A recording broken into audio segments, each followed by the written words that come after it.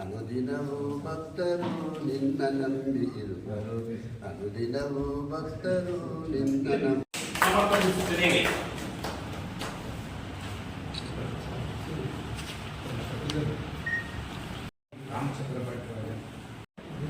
ಸಾಗರದ ಒಂದು ಪತ್ರಿಕೆಗೆ ಇತಿಹಾಸ ಸಂಸ್ಕೃತಿಯನ್ನು ಕುರಿತು ಒಂದು 2-3 ವರ್ಷಗಳ ಕಾಲ ಒಂದು ಸಣ್ಣದಾಗಿ ಒಂದು ಕಾಲಮನ್ನು ಬರೀತಾ ಇದ್ದೆ.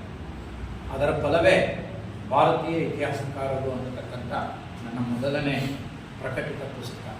ಹಂಪಿ ವಿಶ್ವವಿದ್ಯಾನಿಲಯದಿಂದ ಚರಿತ್ರೆಯ ಸಂಪುಟದಲ್ಲಿ ಒಂದಿಷ್ಟು ಅಧ್ಯಾಯಗಳು ಪ್ರಕಟವಾಗಿತ್ತು. ಆದರೆ ಸ್ವತಂತ್ರವಾಗಿ ಒಂದು ಪುಸ್ತಕದ ರೂಪದಲ್ಲಿ ಬರಲಿಕ್ಕೆ ನಮ್ಮ ತಾಲೂಕಿನ ಪತ್ರಿಕೆ ಕಾರಣ ಆಯಿತು. ಅದಾದ ಮೇಲೆ ಕೆಲವು ಪತ್ರಿಕೆಗಳಲ್ಲಿ ಆಹ್ವಾನ ಬಂದಾಗ ಇತಿಹಾಸದ ವಿಷಯ ಅಥವಾ ಯಾವುದೋ ಒಂದು ನಾಟಕ, ಸಿನಿಮಾದ ವಿಮರ್ಶೆ ಅಥವಾ ಯಾವುದೋ ಒಂದು ಅಂಶಗಳನ್ನು, ಅದನ್ನು ಮೂಢನಂಬಿಕೆಯಲ್ಲಿ, ಮೌಢ್ಯ ಆಚರಣೆಗಳನ್ನು ಅಥವಾ ಸಮಾಜಕ್ಕೆ ವಿರೋಧಿಯಾಗಿರ್ತಕ್ಕಂಥ ಕೆಲವು ಪದ್ಧತಿಗಳು ಅನ್ನಿ ಯಾವುದಾದರೂ ಇದೆ, ಅವುಗಳನ್ನು ಮತ್ತೆ ಸರಿದಾರಿಗೆ ತರ್ತಕ್ಕಂಥದ್ದು, ಧನಾತ್ಮಕವಾಗಿ ಪುನರ್ರೂಪಿಸ್ತಕ್ಕಂಥದ್ದು ಸಾಮಾಜಿಕ ಸುಧಾರಣೆ ಅಂತ ಹೇಳಿ ಕರೀತೇವೆ ನಾವು ಸಾಮಾನ್ಯವಾಗಿ.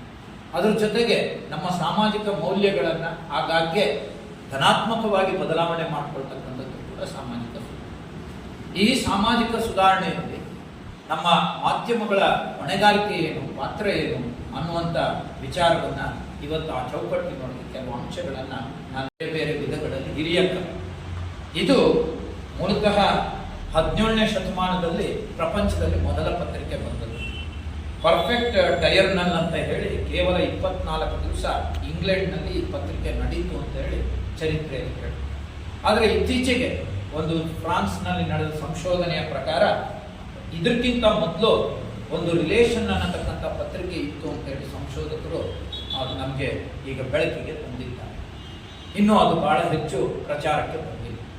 ಇನ್ನು ಭಾರತದಲ್ಲಿ ಪತ್ರಿಕೆಗಳು ತಮಗೆಲ್ಲ ಗೊತ್ತಿದೆ. 18ನೇ ಶತಮಾನದಲ್ಲಿ ಬಂಗಾಳದಲ್ಲಿ ಬೆಂಗಾಲ್ ಪ್ರೆಸಿಡಿಯರ್ ಅನ್ನತಕ್ಕಂಥ ಒಂದು ಅಗಸ್ಟಸ್ ಹಿಕೆಯವರ ಸಂಪಾದಕತ್ವದಲ್ಲಿ ಮೊದಲನೇ ಪತ್ರಿಕೆ ಬಂತು. ನಮ್ಮ ಕರ್ನಾಟಕದಲ್ಲಿ ಅಥವಾ ಕನ್ನಡ ಮಾತನಾಡ್ತಕ್ಕಂಥ ಈ ಪ್ರದೇಶದಲ್ಲಿ, ಕರ್ನಾಟಕ ಆಗಿರಲಿಲ್ಲ ಟೆಕ್ನಿಕಲಿ ಹೇಳೋದಾದರೆ, 1843ರಲ್ಲಿ ಮಂಗಳೂರು ಸಮಾಚಾರ ಅನ್ನತಕ್ಕಂಥ ಪತ್ರಿಕೆಯನ್ನು ಫ್ರೆಡ್ರಿಕ್ ಮೊಗ್ಲಿಂಗ್ ಅವರು ತರೋ ಮೂಲಕ ಪತ್ರಿಕಾ ಒಂದು ಉದ್ಯಮ ನಮ್ಮಲ್ಲಿ ಆರಂಭವಾಯಿತು ಅಥವಾ ಪತ್ರಿಕೆಗಳು ಆರಂಭವಾಯಿತು. ಅದರ ನೆನಪಿಗೆ ಈಗ ನಾವು ಜುಲೈ ತಿಂಗಳಲ್ಲಿ 1843 ಜುಲೈ 1ರಿಂದ ಒಂದೇ ಆಚರಿಸಬೇಕಾಗಿತ್ತು. 1ರ ತಿಂಗಳಿನಲ್ಲಿ ಪತ್ರಿಕಾ ದಿನಾಚರಣೆಯನ್ನು ಆಚರಿಸ್ತಾರೆ. ಅದಾದ ಮೇಲೆ ಸುಬುದ್ಧಿ ಪ್ರಕಾಶ, ಅರುಣೋದಯ ಈ ಥರದ ಪತ್ರಿಕೆಗಳು ಬರಲಿಕ್ಕೆ ಆರಂಭವಾಯಿತು. ಇದು ಪ್ರಪಂಚದಲ್ಲಿ, ದೇಶದಲ್ಲಿ, ನಮ್ಮ ಕರ್ನಾಟಕದಲ್ಲಿ ಅಥವಾ ಕನ್ನಡ ಮಾತನಾಡ್ತಕ್ಕಂಥ ಪ್ರದೇಶದಲ್ಲಿ ಒಂದು ಪತ್ರಿಕಾ ಇತಿಹಾಸ ಬೆಳೆದು ಬಂದ ಬಗೆ. ಆನಂತರ DVಜಿಯವರು ನಮಗೆ ಸೂಕ್ತ ಯಾಕಪ್ಪ ಅಂತಂದರೆ, ಅದು ತನ್ನ ಮಿತಿಯನ್ನು ಹೆಚ್ಚು ಮೀರಿಲ್ಲ. ಯಾವ ಕೆಲಸವನ್ನು ಯಾವ ಯಾವ ಕಾಲದಲ್ಲಿ ಹೇಗೆ ಮಾಡಬೇಕು ಅನ್ನುವ ಚೌಕಟ್ಟಿನಲ್ಲಿ ಇಟ್ಟುಕೊಂಡು ಆ ಮಿತಿಯನ್ನು ಮೀರದೆ ಮಾಡ್ತಾರೆ. ರೇಡಿಯೋ ಕೂಡ ಅಷ್ಟೇ, ಅದು ಕೂಡ ತನ್ನ ಒಂದು ಮಿತಿಯನ್ನು ಇಟ್ಟುಕೊಂಡು ಒಂದು ಮಿತಿಯನ್ನು ಹಾಕ್ಕೊಂಡು ಅದರೊಳಗೆ ಕಾರ್ಯವನ್ನು ನಿರ್ವಹಿಸ್ತಾರೆ. ಟಿವಿಗಳು, ಅಂತರ್ಜಾಲ ಮಾಧ್ಯಮಗಳ ಬಗ್ಗೆ ನಾನು ಹೆಚ್ಚೇನು ಹೇಳಲಿಕ್ಕೆ ಹೋಗೋದು, ಯಾಕೆಂದರೆ ಮಾತಿಗಿಂತ ಮೌನದಲ್ಲಿ ಹೆಚ್ಚು ಅಡಗಿದೆ ಅನ್ನೋದು ಒಂದು ಸಂದರ್ಭದಲ್ಲಿ ನಾನು ಪ್ರಸ್ತಾಪ ಮಾಡ್ತೇನೆ, ಆಗ ಅರ್ಥ ಆಗುತ್ತೆ. ಇನ್ನು ಈ ಪತ್ರಿಕೆಗಳು ಸಾಮಾನ್ಯವಲ್ಲ.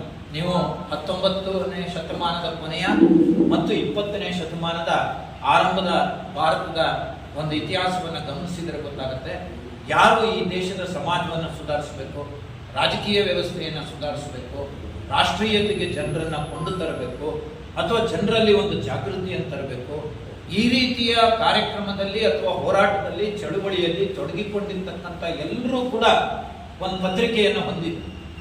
ರಾಜಾರಾಮ್ ಮೋಹನ್ ರಾಯ್ ಅವರು ನಮಗೆಲ್ಲ ಗೊತ್ತೇ ಇದೆ. ರಾಜಾರಾಮ್ ಮೋಹನ್ ರಾಯ್ ಅವರಿಂದ ನಮ್ಮ ಹಳೆಯ ಪತ್ರಿಕೆಗಳನ್ನೆಲ್ಲ ಗಮನಿಸ್ತಾ ಇದ್ದಾರೆ ಗೊತ್ತಾ ನಿಮಗೆ. ಇನ್ನೊಂದು ಸಂದರ್ಭವನ್ನು ಇದು ಮಾಡ್ತಾರೆ ನೋಡಿ. 1942ರ ಕ್ವಿಟ್ ಇಂಡಿಯಾ ಚಳವಳಿ ನಡಿಬೇಕಾದ್ರೆ ಎಚ್ ನರಸಿಂಹಯ್ಯನವರು ಅವರ ಮಿತ್ರರು ಅವರವ್ರ ಪ್ರಕಾರ ಕ್ಲಾಸಿಫಿಕೇಶನ್ ಅನ್ನ ಮಾಡ್ತಾರೆ. ನನ್ನ ಅಂಡರ್ಸ್ಟ್ಯಾಂಡಿಂಗ್ ನಲ್ಲಿ ವರ್ಲ್ಡ್ ಡಿಫೈನಿಂಗ್ ಮೂಡ್ ಅಂದ್ರೆ ಜಗತ್ತಿನ ದಿಕ್ಕನ್ನೇ ಬದಲಾಯಿಸಿದಂತ ಯಾವುದು ಸಣ್ಣ ವಿಷಯಗಳು ನಡೆದಿರ್ಬೋದು ಅಂತ ನೋಡಿದಾಗ ನನಗೆ ಅನ್ಸೋದು ಮೊದಲನೇದು ಮ್ಯಾಗ್ನಾ ಕಾರ್ಟಾ ಡಿಕ್ಲರೇಷನ್ ಅಂತ ಹೇಳಿ ಒಂದು 13th ಸೆಂಚುರಿಯ ನಡೆದಿದೆ. ಅಂದ್ರೆ ಈ ಜಗತ್ತಿನಲ್ಲಿ ಮೊಟ್ಟ ಮೊದಲ ಬಾರಿಗೆ ಒಬ್ಬ ರಾಜನೂ ಕೂಡ ಕಾನೂನನ್ನ ಮೀರಿ ಏನು ಮಾಡ್ಲಿಕ್ಕೆ ಆಗಲ್ಲ ಅಂತ ಅದಕ್ಕೆ ಕಾರಣಕರ್ತರೇ ಪತ್ರಕರ್ತರು. ಯಾಕೆಂದ್ರೆ ಫಸ್ಟ್ ನ್ಯೂಸ್ ಪೇಪರ್ ಯಾವಾಗ ಬಂತು ಅನ್ನೋದು ಕ್ಲಾರಿಟಿ ಇಂದ ಇಲ್ಲದೆ ಇರೋದು ಎಲ್ಲರೂ ಅಗ್ರಿ ಮಾಡಬಹುದು. ಅದು 1600 to 1650 ಮಧ್ಯದಲ್ಲೇ ಫಸ್ಟ್ ನ್ಯೂಸ್ ಪೇಪರ್. ಅವಾಗೆಲ್ಲ ಡೈಲಿ ನ್ಯೂಸ್ ಪೇಪರ್ಸ್ ಇರ್ತಾ ಇರಲಿಲ್ಲ, ಮ್ಯಾಕ್ಸಿಮಮ್ ಮಂತ್ಲಿ ನ್ಯೂಸ್ ಪೇಪರ್ ಅಥವಾ ವೀಕ್ಲಿ ನ್ಯೂಸ್ ಪೇಪರ್ಗಳು ಇರ್ತಾ ಇದ್ವಿ. ಶುರುವಾದಿದ್ದು ಅವಾಗಲೇ. ಅಂದರೆ ಅವಾಗಿನ ಚಿಂತಕರು ಮೆಕೆವಲಿ ಇರ್ಬೋದು, ಆಬ್ಜೆ ಇರ್ಬೋದು, ಜಗತ್ ಕಂಡಂಥ ಶ್ರೇಷ್ಠ ರಾಜಕೀಯ ಚಿಂತಕರು ಅವರ ಆಲೋಚನೆಗಳನ್ನು ಮನೆಗೆ ತಗೊಂಡೋಗ್ತಕ್ಕಂಥ ಕೆಲಸ ಆದದ್ದು ಅವಾಗಲೇ. ಅದಾಗಿರ್ಲಿಲ್ಲ ಅಂತಿದ್ರೆ ಬಹುಶಃ ನಾವು ಇವತ್ತು ನೋಡ್ತಕ್ಕಂಥ ರಾಜಕೀಯ ವ್ಯವಸ್ಥೆ, ಸಾಮಾಜಿಕ ವ್ಯವಸ್ಥೆ ಈ ಜಗತ್ತಿನಲ್ಲಿ ಇರ್ತಾ ಇದ್ದೇವೆ. ಸೊ ಆದ್ರಿಂದ ಅವತ್ತು ಪತ್ರಕರ್ತರು ಮಾಡತಕ್ಕಂಥ ಸೇವೆಯಿಂದಾನೇ ನಾವು ಇವತ್ತು ಇಷ್ಟು ಈ ಫ್ರೀಡಮ್ ಅನ್ನ, ಈ ರೈಟ್ಸ್ ಅನ್ನ ನಾವು ಎಂಜಾಯ್ ಮಾಡ್ತಾ ಇದ್ದೇವೆ. ಅದರಲ್ಲಿ ನೆಕ್ಸ್ಟ್ ನಮ್ಮ ಸ್ವತಂತ್ರ ಹೋರಾಟ ಬಹಳ ಸುದೀರ್ಘವಾಗಿ ಮಾತಾಡೋದು. ನಾನು ಯಾವಾಗಲೂ ಇಷ್ಟೇ ಅನಾಲಿಸಿಸ್ ನೋಡಿದಾಗ ಅನ್ನಿಸ್ತದೆ, ನಮ್ಮ ಸ್ವತಂತ್ರ ಹೋರಾಟ 200-250 ವರ್ಷ ತಗೊಂಡಾಗ ಅದರಲ್ಲಿ ರೋಡಿಗಿಳಿದು ಹೋರಾಟ ಮಾಡಿರ್ತಕ್ಕಂಥದ್ದು ನಾನ್ ಕಾರ್ಪೊರೇಷನ್ ಮೂವ್ಮೆಂಟು. ಸಾಗರ ಖಂಡಿತವಾಗಿಯೂ ಉತ್ತಮವಾದಂತಹ ಪತ್ರಕರ್ತರನ್ನು ಹೊಂದಿರೋದು, ಸತ್ಯವನ್ನೇ ಬರೆಯುವಂಥದ್ದು, ಧ್ವನಿಯಿಂದವ್ರ ಪರವಾಗಿ ಗಟ್ಟಿಯಾಗಿ ನಿಲ್ತಕ್ಕಂಥದ್ದು, ಇದನ್ನು ಹಿಂದಿನಿಂದನೂ ಆ ಪರಂಪರೆ ಮುಂದುವರ್ಸ್ಕೊಂಡು ಹೋಗುವಂಥ ಕೆಲಸ ನಡ್ಕೊಂಡು ಬಂದಿರೋಂಥ ಇತಿಹಾಸ ಇದೆ. ಹಿಂದೆಲ್ಲ ಲಂಕೇಶ್ ಪತ್ರಿಕೆನ ನಾವು ಚಿಕ್ಕ ಹುಡುಗರಿದ್ದಾಗ ಲಂಕೇಶ್ ಪತ್ರಿಕೆನ ಓದ್ಕೊಂಡು ಬೆಳ್ಕೊಂಡು ಅದನ್ನೇ ಓದ್ಕೊಂಡು ಬಂದಂಥವು. ಲಂಕೇಶ್ ಮೊದಲನೇ ಬಾರಿಗೆ ಯಾವುದೇ ಅಡ್ವರ್ಟೈಸ್ಮೆಂಟ್ ಇಲ್ಲದೆ ದಿನವನ್ನು ನಾವು ಆಚರಿಸ್ತಾ ಇದ್ದೇವೆ. ನಮ್ಮ ಸಂಘದಿಂದ ಪ್ರತಿ ವರ್ಷದಂತೆ ಸೈಕಲ್ ವಿತರಕರಿಗೆ ಹಾಗೂ ವಿಮೆ ಬಾಂಡು ಏನೇನು ಪತ್ರಕರ್ತರಿಗೆ ನಮ್ಮ ಸರ್ಕಾರದಿಂದ ಯಾವುದೇ ಸೌಲಭ್ಯ ಸಿಗಲಿಲ್ಲ. ಹಾಗೆ ನಮ್ಮಲ್ಲೇ ಸಂಘಟನೆಯಲ್ಲಿ ಏನೇನು ಸೌಲಭ್ಯ ಒದಗಿಸಬೇಕು ಆ ದಿಕ್ಕಿನಲ್ಲಿ ಪ್ರಯತ್ನ ಮಾಡ್ತಾ ಇದ್ದೇವೆ. ಇನ್ನು ಪ್ರಭಾಕರ್ ಅವರು ನಮ್ಮ ಇತಿಹಾಸದಿಂದ ಆಧುನಿಕ ಪತ್ರಿಕೋದ್ಯಮದ ಬಗ್ಗೆ ನಿಖರವಾಗಿ ಉತ್ತಮವಾದ ಮಾಹಿತಿ ಹೇಳಿದ್ದಾರೆ. ಹಾಗೆ ಅಕ್ರೆಯವರು ಕೂಡ ಏನು ಪತ್ರಿಕೆ ಇವತ್ತು ಜಾಲತಾಣಗಳು ಬಹಳಷ್ಟನ್ನು ಹೇಳ್ತವೆ, ಅದು ತಪ್ಪು ಸುದ್ದಿ ಕೊಡ್ಬೋದು ಅಥವಾ ಸುಳ್ಳು ಸುದ್ದಿ ಕೊಡ್ಬೋದು. ಆದರೆ ಮುದ್ರಣ ಮಾಧ್ಯಮ ಹೆಚ್ಚು ವಿಶ್ವಾಸಾರ್ಹ ಆಗಿದೆ ಅನ್ನೋದನ್ನು ಖಚಿತಪಡಿಸಿದ್ದಾರೆ. ಅದು ನಿಜಕ್ಕೂ